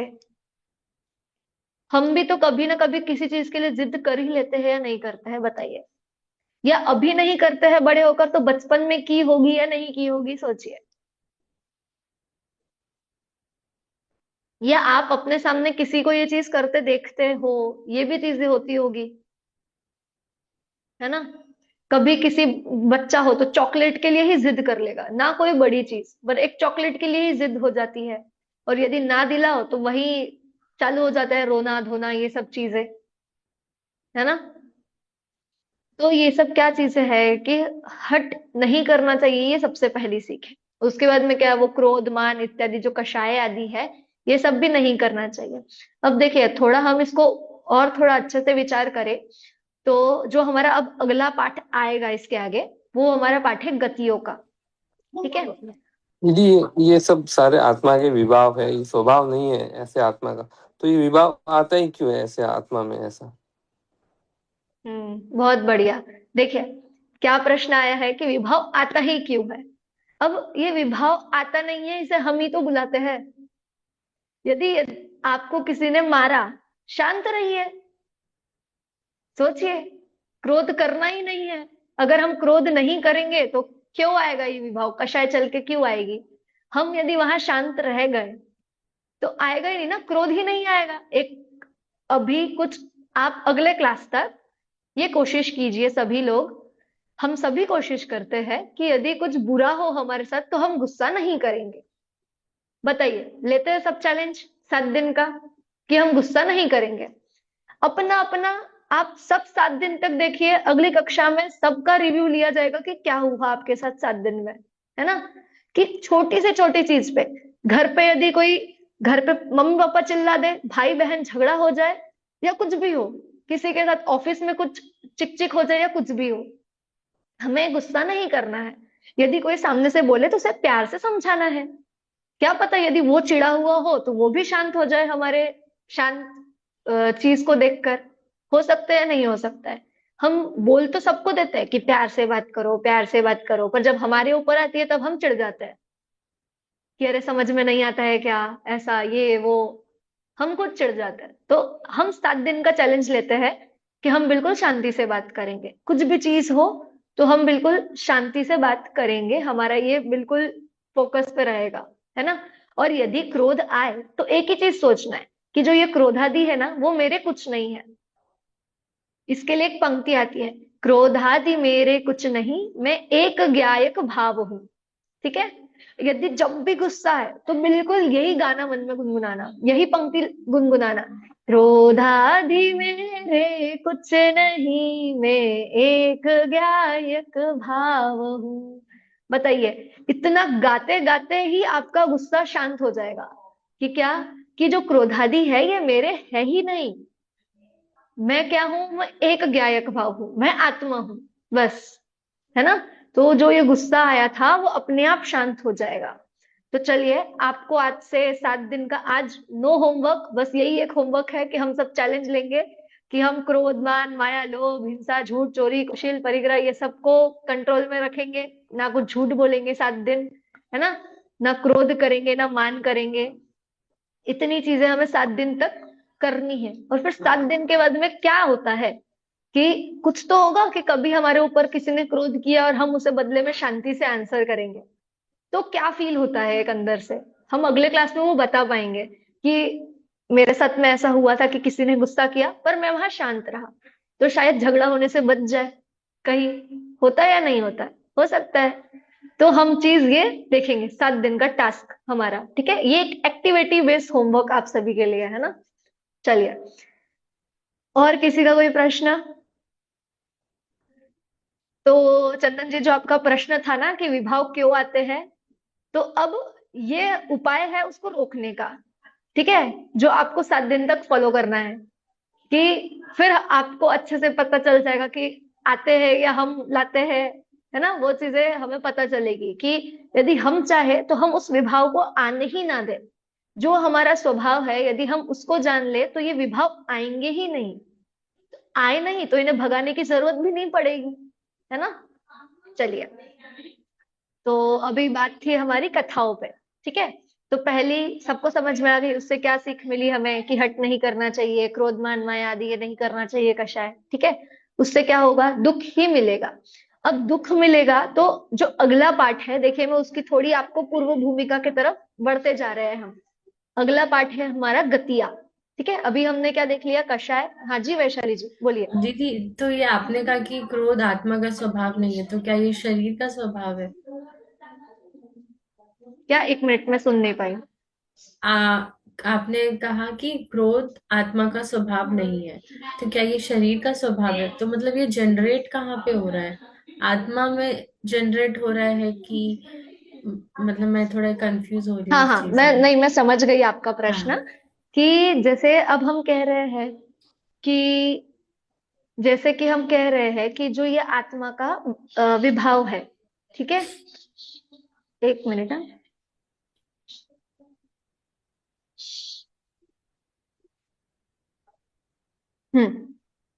ये आत्मा का विभाव है।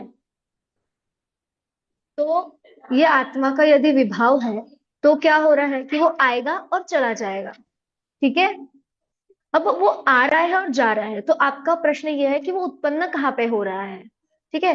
जैसे हम कह रहे हैं कि जो ये क्रोध, मान, माया है ये आत्मा के विभाव है। ऐसा ही आपका प्रश्न है ना कि उत्पन्न कहाँ हो रहा है, शरीर में हो रहा है या आत्मा में हो रहा है, ठीक है। तो देखिए, सबसे पहले चीज तो ये है कि शरीर में कुछ उत्पन्न होना या नहीं होना ये चीज ही नहीं है, क्योंकि शरीर क्या है, अजीब है ना। वो तो जानता देखता या कुछ है ही नहीं, उसमें तो सुख दुख का वेदन ही नहीं है। ये हम जीव अजीव वाला जो पार्ट है भाग 1 में वो पढ़ के आए हैं, ठीक है। तो वहां ये चीज तो हो गई कि पहले ये चीज क्लियर कर ले कि जो क्रोध आदि भाव हो रहे हैं वो शरीर में तो उत्पन्न नहीं हो नहीं रहे हो हैं, रहा है। ठीक है। तो शरीर का एक साइड में हो गया। अब बात आती है आत्मा की। तो आत्मा का काम क्या है, जानना देखना, ठीक है।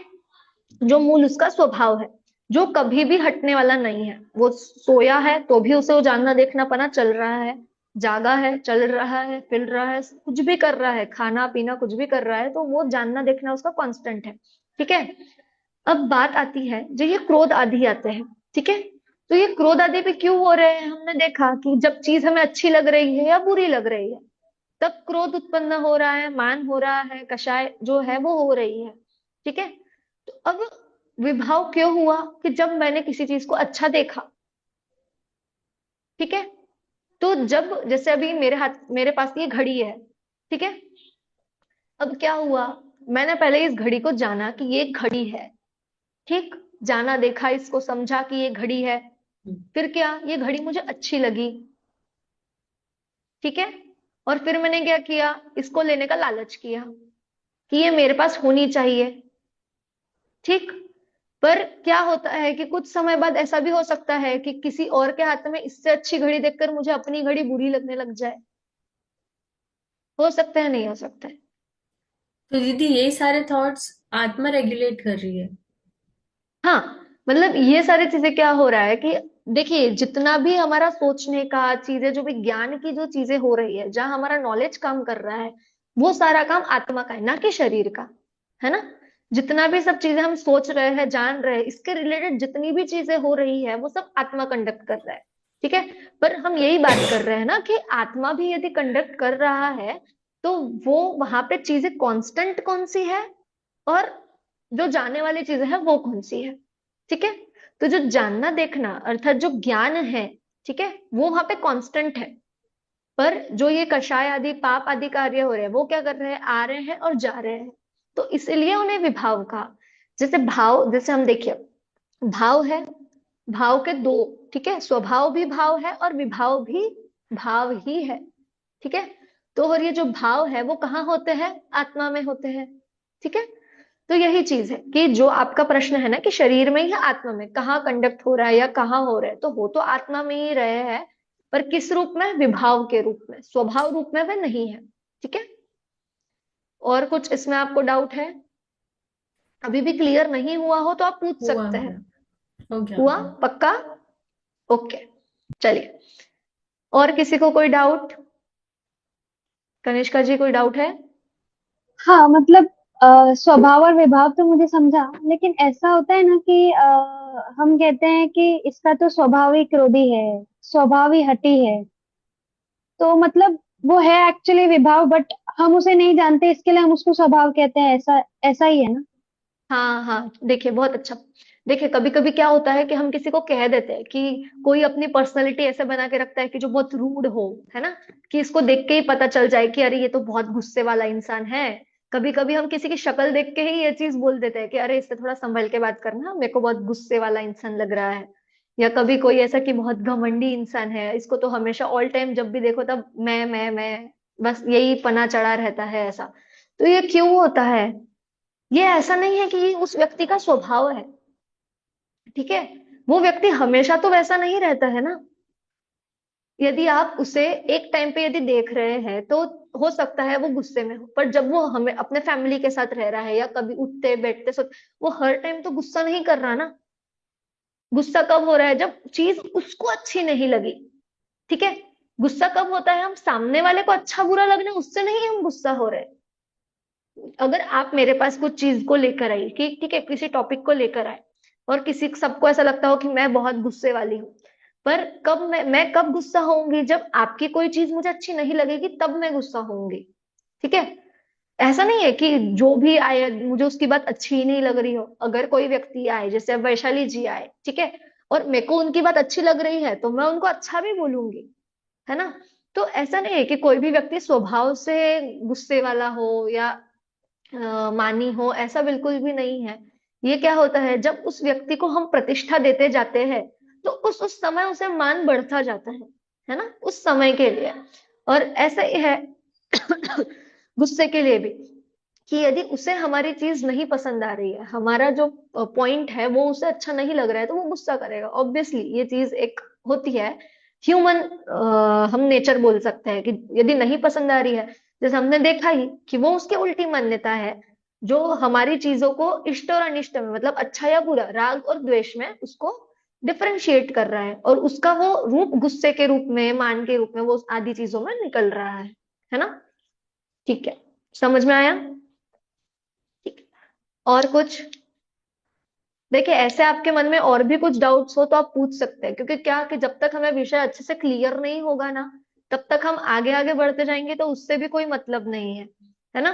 क्योंकि एक चीज अच्छे से क्लियर हो जाए, तो जब कोई यदि सामने वाला आपको भी आकर पूछे, तो आप उसको अच्छे से आंसर कर सको, आप उसको एक्सप्लेन कर सको कि नहीं, आज हमने ये पढ़ा, इसका अर्थ ऐसा।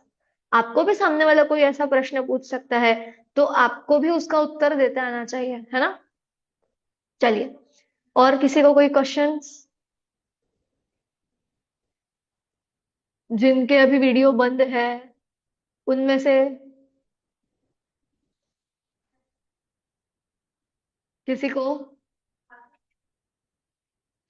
चलिए, फिर आगे का जो हमारा पाठ है हम उसको आज अभी वापस हमारा शुरू करते हैं। देखिए, सबसे पहले अभी हमने आज कौन सा पाठ देखा? कषाय। ठीक है, सभी को समझ में आ गया कषाय का पाठ? कषाय किसे कहते हैं, कषाय कितनी होती है, कषाय उत्पन्न कैसी होती है, और कषाय मिटे कैसे। ये पूरे कषाय वाले पाठ का एक छोटा सा हमने सार रूप एक क्वेश्चन का ये देखा। ठीक है, उसके बाद में हमने देखा सदाचार, अर्थात क्या कि हमें कैसा आचरण रखना चाहिए, कैसा आचरण करना चाहिए। तो कैसा कि हमें हट नहीं करना चाहिए, कषाय नहीं करने चाहिए, रात्रि भोजन का त्याग करना चाहिए, पानी के साथ छान कर पीना चाहिए। ये हमें सदाचरण के 3 वहां कथाओं के रूप में हमें बताया। ठीक है, अब जो अगला पाठ है वो है हमारा गतिया। ठीक है, देखिए, गति शब्द आप सभी ने सुना होगा। ठीक है, कि गति शब्द को बहुत अलग अलग तरीके से भी हम सुने हुए हैं हमारे डे टू डे लाइफ में भी, कि ये कैसी गति, मतलब दशा हम बोलते हैं ना, कैसी दशा हो गई है, या गति, इसने कैसी गति ले ली है, ऐसे करके हम जो भी बोलते हैं एक गति, हम स्पीड को भी गति बोलते हैं। तो यहाँ कौन सी गति है? सोचिए, यहाँ स्पीड वाली गति है क्या? नहीं। यहाँ वो दशा वाली, हालत वाली गति है क्या? बताइए। जिस भाव में हम बोलते हैं ना कि ये कैसी दशा कर ली है, हालत कर ली है, ये वैसी वाली हालत की बात नहीं है। यहाँ अवस्था को लेकर बात है, गति। ठीक है, तो यहाँ पे गति किसे, देखिए आप सब यदि भक्ति इत्यादि आपने सुनी होगी तो आपने बहुत से भक्ति में भी गति शब्द सुना होगा।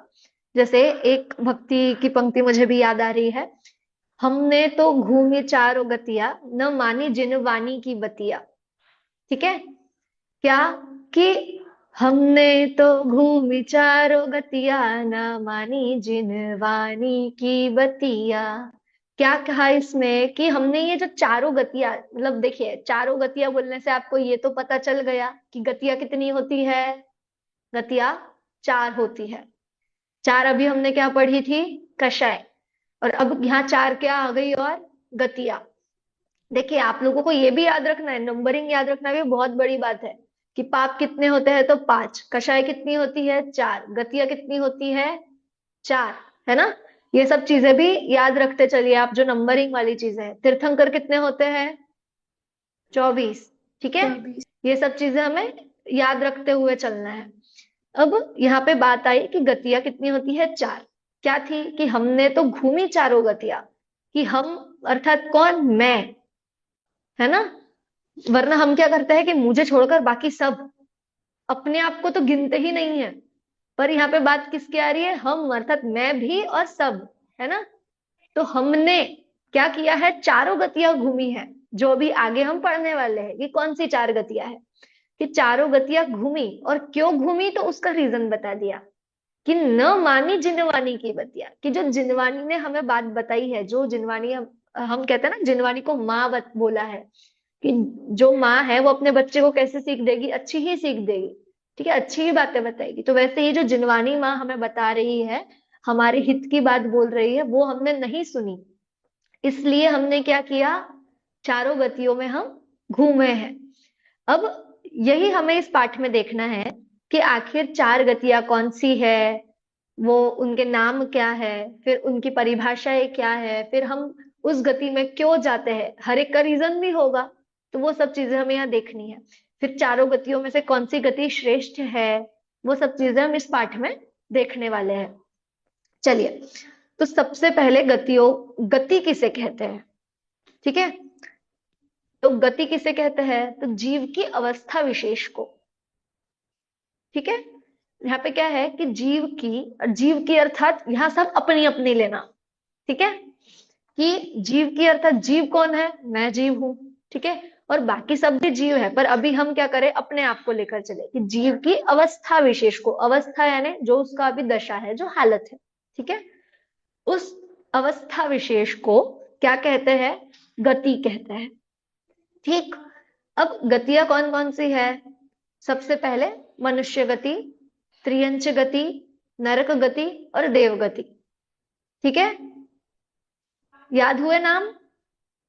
कौन कौन से? मनुष्य गति, देव त्रियंच गति। गति, नरक गति और देव गति। ठीक है, ये ज्योति जी के यहाँ पे एक छोटा बालक बैठा है हमारे साथ में, है ना। आप बोलोगे बेटा नाम, चारों गतियों के नाम बोलोगे? माइक अनम्यूट तुरंत करो। अनम्यूट कर।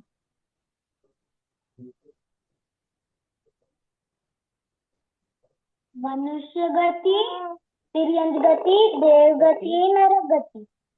बहुत बढ़िया। देखिए, और किस किस को याद हो गए? देखिए, अब तो इसने भी सुना दिए है ना, छोटे बच्चे ने भी, हमारे भाई ने भी सुना दिए है, उसको भी याद हो गए। और याद हुए सबको? कौन कौन से? मनुष्य गति, त्रियंच गति, नरक गति और देव गति।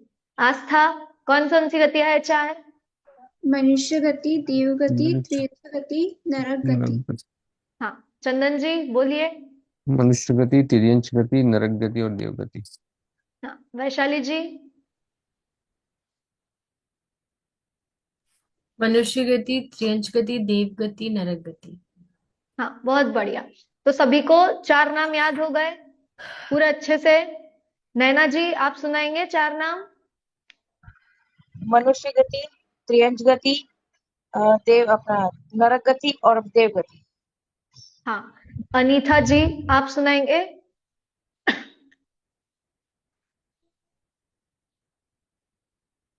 चलिए। नरक गति, तो सभी, तिर्यंच गति, मनुष्य गति और देव गति। हाँ, बहुत बढ़िया। देखिए, चार नाम सभी को याद हो गए। अब यहाँ पे हमने देखा कि गति कहते किसे है, तो जीव की अवस्था विशेष को गति कहते हैं। अब वो गतियां होती है चार। कौन कौन सी? तो मनुष्य गति, त्रियंच गति, देव गति और नरक गति। अब सबसे पहली बात है कि हम कौन से गति में हैं, वहां से ही हम शुरुआत करते हैं। ठीक है, कि मनुष्य क्या गति। लगता है? हाँ, बहुत बढ़िया, कि हम कौन से गति में हैं? मनुष्य गति में है। तो अब हम मनुष्य कैसे, क्या परिभाषा है मनुष्य गति की, क्या परिभाषा है मनुष्य गति की, तो वो देखते हैं। ठीक है, हम कहते हैं ना कि हम सभी मनुष्य है, मानव है, कहते हैं या नहीं कहते हैं? कहते हैं ना, मनुष्य जाति के हैं। तो अब यहाँ पे उसी की बात की है कि हम कौन से गति के जीव है, तो मनुष्य गति के जीव है। तो उसकी परिभाषा क्या है कि जब कोई जीव, कोई जीव अर्थात कौन? मैं। ठीक है, कोई जीव अर्थात कोई दूसरा नहीं, यहाँ पे मैं। जब कोई जीव कहीं से मरकर मनुष्य गति में जन्म लेता है, ठीक है, क्या हो गया कि जब कोई जीव कहीं से मरकर, अर्थात कोई दूसरी गति से मरकर, जब मनुष्य शरीर में जन्म ले, मनुष्य गति में जन्म लेता है और क्या मनुष्य शरीर धारण करता है, तब उसे क्या कहेंगे? मनुष्य गति का जीव कहेंगे। समझ में आया? कि जैसे XYZ कोई भी है जो त्रियंच गति से, या जो भी हम आगे भी पढ़ेंगे, कोई जो ये हमने अन्य नाम देखे, त्रियंच, नरक, देव इत्यादि जो भी गति है, ठीक है, ये तीन, इस तीनों में से किसी में से एक जीव मरा, ठीक है, और वो कहाँ उत्पन्न हुआ? मनुष्य गति में। ठीक है, कहीं से जीव मरकर मनुष्य गति में उत्पन्न हुआ, और कैसा? मनुष्य शरीर, जो हमारा शरीर है वो क्या कहलाएगा? मनुष्य शरीर। इस अवस्था में जन्म लेता है तो क्या कहलाता है? उस गति का नाम क्या है? मनुष्य गति। समझ में आया? अभी भी आप सभी के चेहरों पे कुछ प्रश्न लग रहा है, संतुष्ट नहीं हुआ है ना? कनिष्का जी, वैशाली जी, कुछ प्रश्न है? नहीं आ रहा है समझ में। आ मेरा रहा एक है? क्वेश्चन था, मनुष्य शरीर का डेफिनेशन क्या है जिनमें पंच इंद्रियां हैं? हाँ, मतलब एक ऐसा भी नहीं हम बोल सकते, पर जैसा जो मनुष्य शरीर अर्थात, अब कैसे, हाँ बोल जैसे सकते मैं हैं समझ गई हूँ आप क्या पंचेंद्रिय। कहना चाह रहे हो, बट हाँ, कभी कोई पूछ ले कि एग्जैक्ट डेफिनेशन आप कैसे समझाएंगे, तो उस पर्सपेक्टिव से एक सवाल, ये सवाल था मेरा।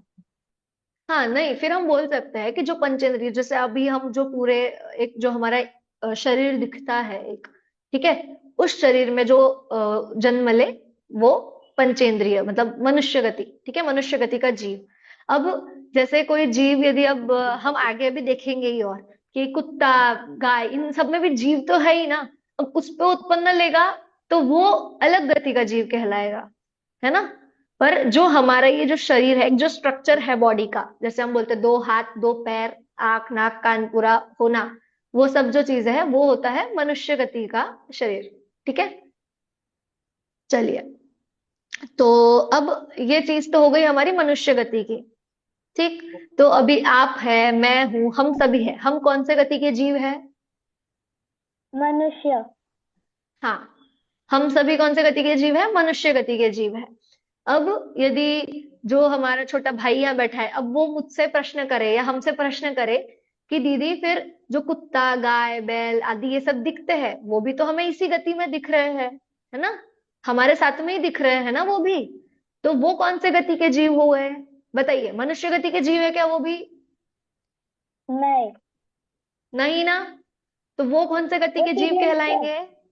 वो त्रियंच गति के जीव कहलाएंगे, है ना? अब त्रियंच गति की परिभाषा क्या है कि जब कोई जीव कहीं से मरकर त्रियंच गति में जन्म लेता है और त्रियंच शरीर अर्थात त्रियंच का जो शरीर है वो धारण करता है, तो त्रियंच गति उसे कहलाता है, त्रियंच गति की अवस्था वो होती है।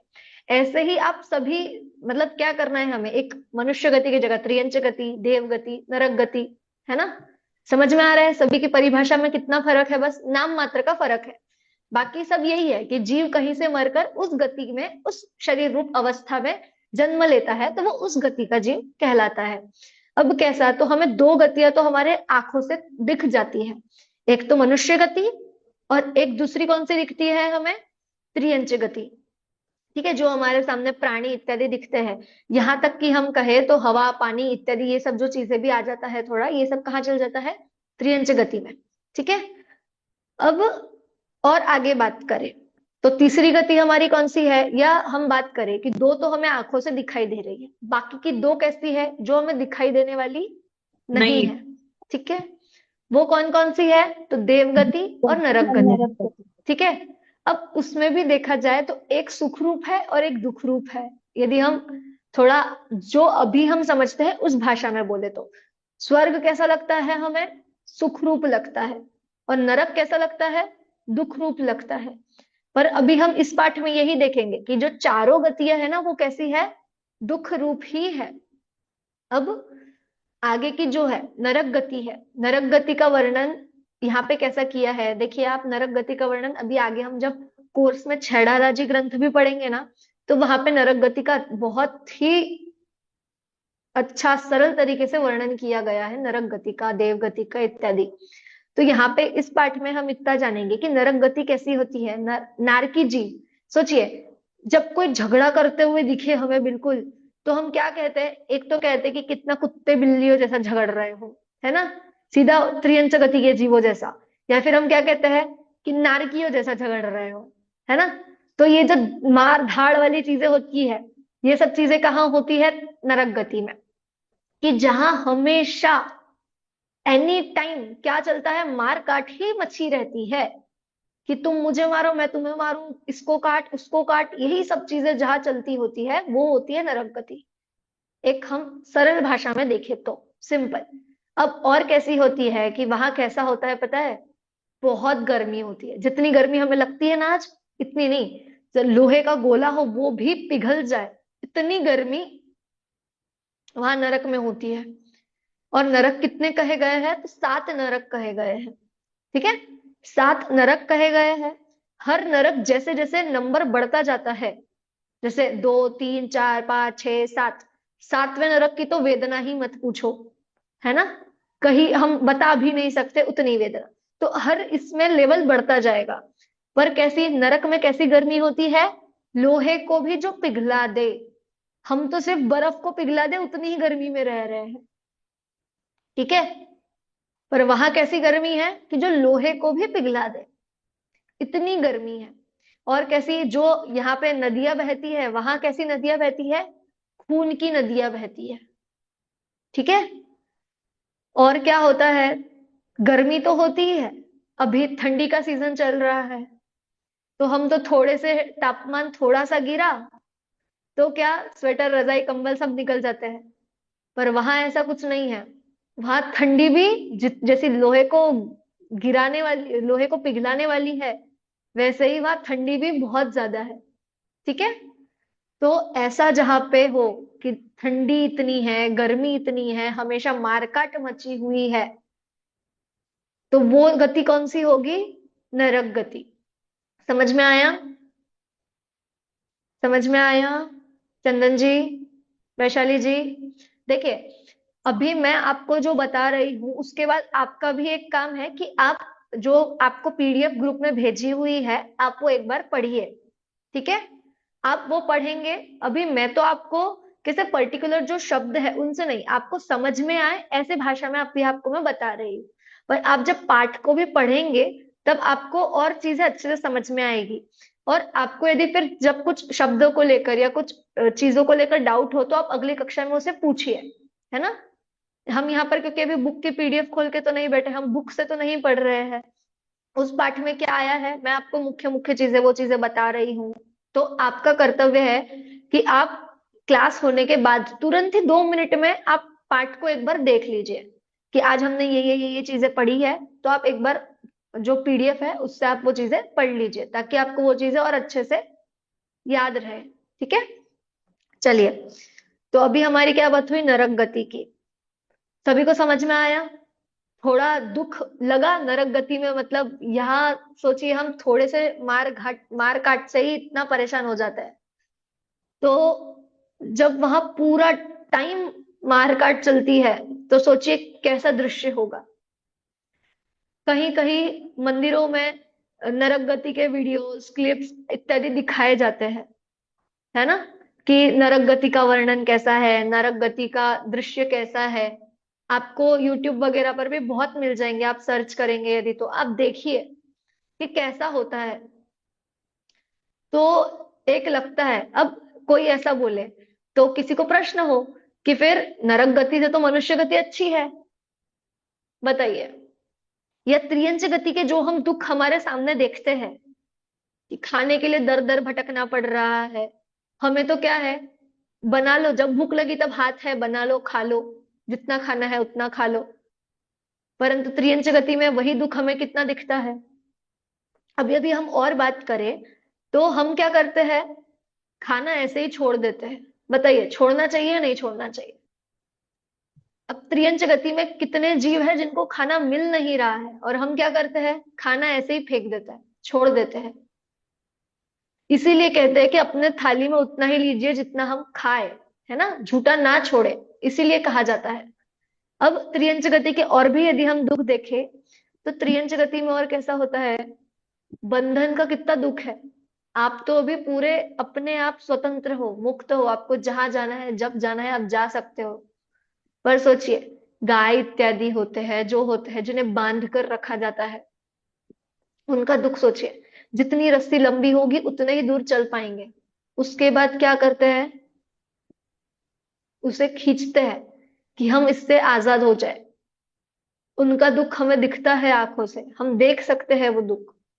कितने ही गाय इत्यादि जो प्राणी इत्यादि है उनको आज बलि के रूप में उनको मारा जा रहा है। कहीं जो चीजें हमें यूज करनी होती है ना, लेदर इत्यादि जो चीजें हम यूज कर रहे हैं, चमड़े इत्यादि की वस्तुएं, उसके लिए उन जो निर्दोष जीव है उनकी हत्या की जा रही है।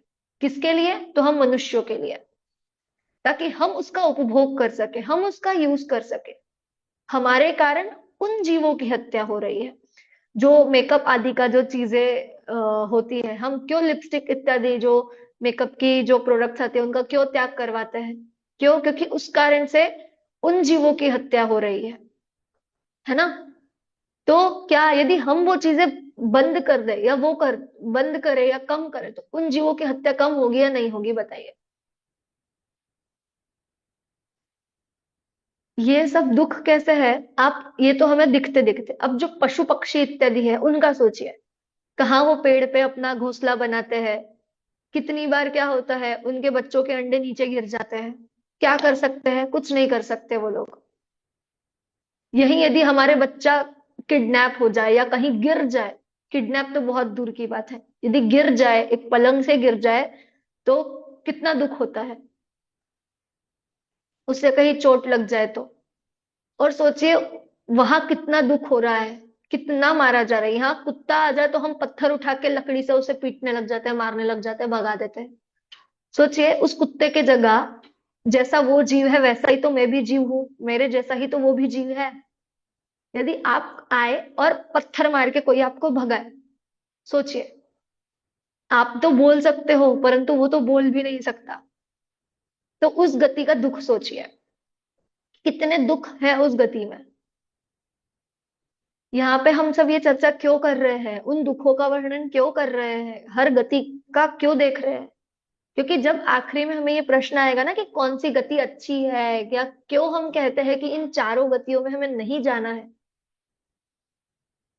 हम त्रियंच गति का दुख तो देख पाते हैं। परंतु चलिए अब आप बताइए मनुष्य गति में क्या दुख है। मनुष्य गति तो हम अभी भी देख रहे हैं ना कि त्रियंचों से तो अच्छी है, नारकियों से तो अच्छी है। तो मनुष्य गति के क्या दुख है? अभी हमने दो गतियों के दुख भरमार देखे, जितने कहे उतने कम है त्रियंच गति के और नरक गति के दुख। अब इनके अकॉर्डिंग मनुष्य गति तो हमें अच्छी लगनी चाहिए, लग रही होगी। तो फिर ऐसा क्यों कह रहे हैं? कह देते ना कि देखिए स्वर्ग गति भी सब अच्छी मानते हैं, स्वर्ग में भी क्या है, कुछ नहीं है, वहां तो कुछ भी नहीं करना, ना खाने की टेंशन है ना कुछ, अमृत झर जाता है। अभी आगे हम देखेंगे जब देवगति में, वहां तो और भी चिंता नहीं है। पर जो अभी दो गतियां देखी उनसे मनुष्य गति अच्छी है तो क्यों है, और नहीं है तो क्यों नहीं है, बताइए। या उन दोनों जैसी ही पीड़ादायक मनुष्य गति है? आप लोगों में से आपका क्या मत है, बताइए। मनुष्य गति अच्छी तो इसीलिए है क्योंकि यहीं से हम भगवान बन सकते हैं, कर्मों को हम्म। सुधार कर, अच्छे कर्म करके। पर बुरी इसीलिए है क्योंकि यहीं से हम नरक गति का या तिरंच गति का दोष भी बांध के वहां पहुंच सकते हैं। चलिए, और कोई? वैशाली जी, नैना जी, बोलिए, क्या लगता है अच्छी आपको, आपके मन? अच्छी इसलिए कि हमारे पास पांच इंद्रियां हैं। जैसे जो दुख त्रियंच गति में है वो सब हमारे पास नहीं है, हम बोल सकते हैं, हम एक्सप्रेस कर सकते हैं। त्रियंच गति में फैमिली जैसी कोई चीज नहीं होती, मनुष्य गति में ये सब होता है। तो मनुष्य गति अच्छी इसलिए है। बुरी इसलिए है कि मतलब ड्रॉबैक्स भी है कि कषाय, मिथ्यात्व, ये सब भी मनुष्य गति में ही होता है। देखिए, बहुत बढ़िया, एक और चीज हम इसमें ऐड ऑन करते हैं इनके इसमें, कि मनुष्य गति ही ऐसी है जहां हम जिनवानी को पढ़ सकते हैं। ठीक है, देखिए नरक गति में कोई आपको कोई सुनाने नहीं आ रहा है यहाँ पे, है ना, अभी आप वहां पे तो पूरी मारकाट मची हुई है। त्रियंच गति में यदि सोचिए, यदि मंदिर में कुछ चल रहा हो और वहां कुत्ता या गाय अगर मंदिर में घुस रही हो तो हम क्या करते हैं, उसे भगा देते हैं। सोचिए यदि उसका भी पुण्य का उदय होगा, इसीलिए वो वहां पर सुनने के लिए, कुछ दो शब्द सुनने के लिए आया होगा, परंतु हम क्या करते हैं, भगा देते हैं। करते हैं या नहीं करते हैं? सोचिए। और हमारा मनुष्य भाव इतना है कि कम से कम हम किताबें जिनवाणी खोलकर पढ़ तो पा रहे हैं, पर हम क्या करते हैं, उसे व्यर्थ समझकर, टाइम पास समझकर हम वहां जाते नहीं है, और हमारा जो लौकिक जो कार्य है ना ऑफिस का और ये सब चीजों को इम्पोर्टेंस देते हैं, जबकि उन कार्यों में उसका फीडबैक आपको कुछ भी नहीं मिलेगा। बट आप जिनवानी के शास्त्र सभाओं में जाओगे, मंदिर जाओगे, उसका आपको फल मिलेगा ही मिलेगा, है ना, वो गारंटेड है कि कुछ ना कुछ तो पुण्य बंधेगा। अगर आप अच्छे सच्चे मन से उस चीज को पढ़ोगे करोगे, दो लाइन क्यों ना पढ़ो, रोज एक बार पूरे श्रद्धा से नमोकार मंत्र ही क्यों ना पढ़ो। सोचिए कितनी कथाएं आती है हमारे प्रथमान योग में कि मरते समय किसी ने किसी को कान में नमोकार मंत्र सुना दिया तो उसकी गति अच्छी हो गई, सीधा त्रियंच से देव गति में पहुंच गया। कोई अपने श्रद्धा से मुंह में कुछ फूल लेकर समो शरण में जा रहा था और हाथी के पैर के नीचे किसी राजा के कुचला गया, उसे उस समो शरण में जाने का मौका मिल गया। तो क्या है, एक तो मेन चीज है हमारे भाव। हमारे भाव कैसे होने चाहिए, हमेशा पवित्र होने चाहिए, अच्छे होने चाहिए, किसी के प्रति बुरे नहीं होने चाहिए, है ना। ये हम मनुष्य गति को एक अच्छा तरीका हम बोल सकते हैं कि हमें, जैसे कनिष्का जी ने सबसे पहले बताया ना, कि मोक्ष मार्ग यहाँ से हमारे लिए खुल सकता है। क्योंकि क्या है, स्वर्ग गति से भी हम मोक्ष नहीं डायरेक्ट जा सकते, वहां से भी मनुष्य जन्म लेकर और फिर यहाँ से मुनिपना अंगीकार करके फिर हमें केवल ज्ञान की प्राप्ति होगी। ठीक है, स्टेप बाय स्टेप होता है। अब मनुष्य गति में भी पुरुष जन्म और स्त्री जन्म हो जाता है, तो स्त्री जन्म से तो मुक्ति नहीं है। इतने पुण्य करो कि अगले जन्म में फिर पुरुष का भाव मिले, और फिर पुरुष भाव में होने के बाद भी इतनी साधना और इतनी पवित्रता हो कि हमारा मुनि धर्म अंगीकार करने के भाव बने। देखिए, ऐसा कहा जाता है, भले ही कुछ हो ना हो हमसे आगे पता नहीं, परंतु हम भावना हमेशा ऐसी भाए कि हम मतलब मुनिपना अंगीकार कर सके, आरिकापना अंगीकार सके। भावना हमेशा हमारी अच्छी होनी चाहिए। जैसे हम बोलते हैं ना कि सोचो तो हमेशा अच्छा सोचो, बोलते हैं नहीं बोलते हैं, तो वैसी ही चीज है। यदि हम भगवान बनने की सोचेंगे तो बताइए उससे अच्छा और क्या होगा। क्योंकि अन्य उसमें तो क्या हो जाता है कि तुम भक्त ही बने रहो, भगवान एक ही होता है। परंतु जैन धर्म मात्र ऐसा है कि भक्त नहीं भगवान बनेंगे। अभी हम देखेंगे, जब हमने देव स्तुति का पाठ देखा ना, उसके पहले आप एक पेज पे देखिए, आपको एक सम्यक दर्शन प्राप्त करेंगे करके एक पोयम वहां पे एक दिया हुआ है। उसकी लास्ट की 2 पंक्तियां है कि भक्त नहीं भगवान बनेंगे। कि हमें क्या केवल भक्त बनकर नहीं रहना है, हमें भगवान बनना है। और वो विधि हमें सामने भगवान ने ही हमारे बताई है, जो पंच परमेष्टि हुए हैं उन्होंने हमें मार्ग बताकर गए हैं, केवल हमें उस मार्ग पर चलना है। ठीक है, समझ में आया? तो क्या है कि अभी आज हमने 3 गतियां देखी। ठीक है, मनुष्य गति, त्रियंच गति और नरक गति। ठीक है, अब अगली कक्षा में हम देखेंगे देव गति, और फिर इन गतियों में आने का रीजन क्या है। कि हमने ये तो देख लिया, परिभाषा तो जान ली कि कहीं से जीव मरकर आया, पर इधर ही क्यों आया, वो भी तो एक पॉइंट है। कि वो मनुष्य गति में ही क्यों आया, देव गति में ही क्यों गया, स्वर्ग में ही क्यों गया, त्रियंच में ही क्यों गया, तो उसके पीछे भी कुछ रीजन होगा। तो वो रीजन हम अगली कक्षा में देखेंगे कि आखिर जीव को वो ही गति क्यों प्राप्त होती है। ठीक है, और आपको आपका होमवर्क याद रखना है कि आपको 7 दिन तक कषायों पर अपने कंट्रोल रखना है, क्रोध नहीं करना है। और यदि क्रोध आए तो एक पंक्ति गुनगुनानी है, क्रोधादि मेरे कुछ नहीं, मैं एक ज्ञायक भाव हूँ। ठीक है, सभी को याद हो गई ये लाइन? याद हो गई? Okay, done. तो सब क्या करेंगे, 7 दिन तक बिल्कुल गुस्सा नहीं करेंगे, और जब गुस्सा आए तब बस ये एक लाइन गुनगुनानी है, तो हमारा गुस्सा अपने आप शांत हो जाएगा। ये पहला होमवर्क। और दूसरा होमवर्क आप लोगों के लिए है कि जो अभी हमारा आगे जो पाठ आएंगे, भगवान महावीर वाला पाठ, आप उसे पढ़कर आइए एक बार। ठीक है, क्योंकि वो भी एक स्टोरी है, आप उसे पढ़कर आइए, फिर हम उसे यहाँ पर अच्छे से समझेंगे। ठीक है, चलिए आज के लिए इतना ही। एक साथ बोलिए, जय जिनेन्द्र, जय जिनेन्द्र। जय जिनेन्द्र। जय जिनेन्द्र। जय